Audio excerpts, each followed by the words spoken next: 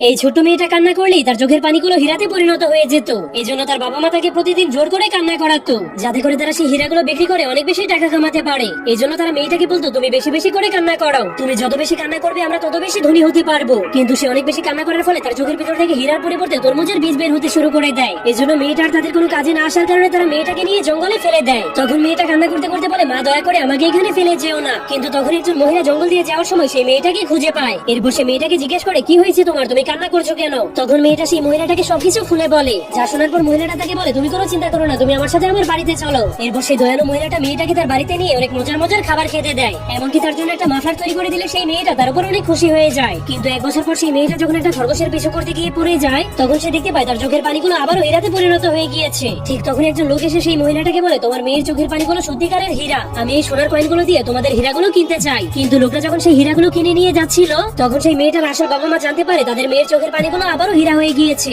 এই জন্য তার লোভী বাবা মা তাকে আবারও নিয়ে যাওয়ার জন্য চলে আসে। কিন্তু তখন সেই ভালো মহিলাটা এসে তাদেরকে তাড়িয়ে দিয়ে সেই মেয়েটাকে বাঁচিয়ে দেয়।